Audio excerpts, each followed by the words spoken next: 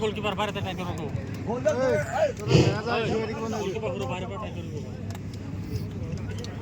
আমার ফাইনাল খেলখন অনুষ্ঠিত হবলৈ গৈ আছে রেফারি তথা দুয়োটা দলের আমি বৰগলিৰ যুৱ সংঘৰ তৰফৰ পৰা আমাৰ বৰগলিবাসী ৰাইজক মোৰ তৰফৰ পৰা আন্তৰিকভাৱে ধন্যবাদ জনাইছোঁ পোনপ্ৰথমে আৰু আমাৰ যি কালি নৈশ খেল প্ৰতিযোগিতাত আমি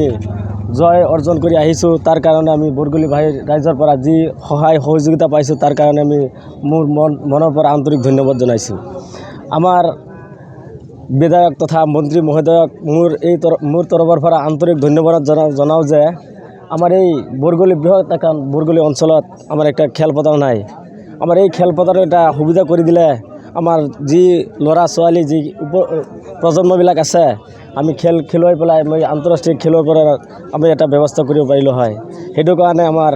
মুখ্যমন্ত্ৰী মহোদয় ডাঙৰীয়া আমাৰ তথা কলিয়াবৰ সমষ্টিৰ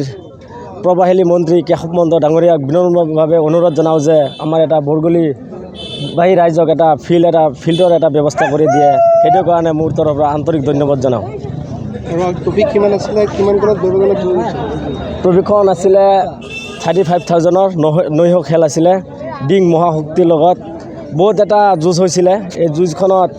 পোনপ্ৰথমে যোনটো সময় দিছিলে এই সময়ত 1-1 গ'লত আমি ড্ৰ কৰি পেলাই আমি ট্ৰাইবেকৰ পদ্ধতিতে গেমখন জিকি আহোঁ আমাৰ ৰাইজেও ভাল সহযোগিতা কৰিছে তাৰপিছত আমাৰ যি ডিং মহাশক্তিৰ যি আমাৰ কিয় সন্তাবিলাকো যি আমাক সহায় সহযোগিতা কৰিছে সেইসকলক আমাৰ অন্তৰৰ পৰা ধন্যবাদ জ্ঞাপন কৰিছোঁ আমাৰ ঐতিহ্যমণ্ডিত কলিয়াবৰ ক্ৰীড়া সন্থাৰ অধীনস্থ বৰগলি যুৱক সংঘই যোৱাকালি ঢিং ক্ৰীড়া সন্থাৰ সৌজন্যত আয়োজিত ঢিঙত অনুষ্ঠিত ফুটবল খেলত আমাৰ বৰগলি যুৱ সংঘই ঢিং যুৱ মহাশক্তিক বৃহৎ গ'লৰ ব্যৱধানত পৰাস্ত কৰি আমাৰ বৰঘলীয়াৰ তথা কলিয়াবৰ অঞ্চললৈ যি সুনাম আৰু গৌৰৱ কঢ়িয়াই আনিছে তাৰ কাৰণে মই যুৱ সংঘৰ তৰফৰ পৰা আমাৰ খেলুৱৈ তথা উদ্যমী যুৱকসকলক মই আন্তৰিক ধন্যবাদ আৰু কৃতজ্ঞতা জ্ঞাপন কৰিছোঁ এইখন পৃথিৱী এটা ক্ৰীড়াংগন এই ক্ৰীড়াংগনতে ক্ৰীড়াৰ যোগেদি মানুহৰ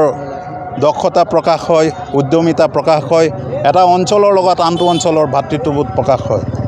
কিন্তু আমি আজি এই আনন্দৰ ক্ষণতো আমাৰ মনত এটা সৰু দুখ আছে বেদনা আছে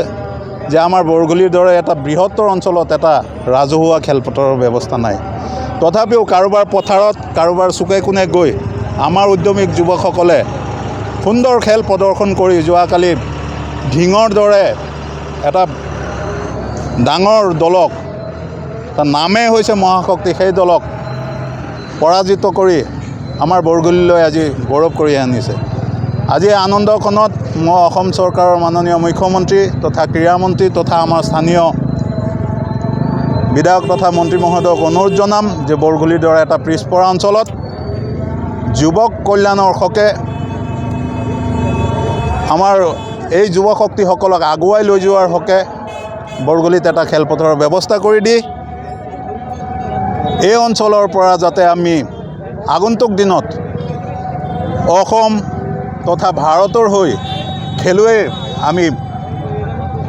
পঠাব পাৰোঁ তাৰ কাৰণে যাতে এটা খেলপথাৰৰ ব্যৱস্থা কৰি দিয়ে তাৰ কাৰণে মই কৰজোৰে প্ৰাৰ্থনা জনাইছোঁ চৰকাৰক আৰু আমাৰ আগন্তুক দিনত লক্ষ্য হ'ব বৰগলি যুৱ সংঘৰ লক্ষ্য হ'ব যে ক্ৰীড়াৰ লগতে শিক্ষাৰ লগতে ক্ৰীড়া এয়া আমাৰ লক্ষ্যৰ উদ্দেশ্য যদি এটা খেলপথাৰৰ ব্যৱস্থা হয় আমি আমাৰ পাৰফৰ্মেঞ্চ এতিয়া যিটো আছে তাতকৈ বহু গুণে আগবঢ়াই লৈ গৈ আমাৰ এই গাঁও অঞ্চলৰ পৰা যাতে আমি ভাৰতবৰ্ষৰ হৈ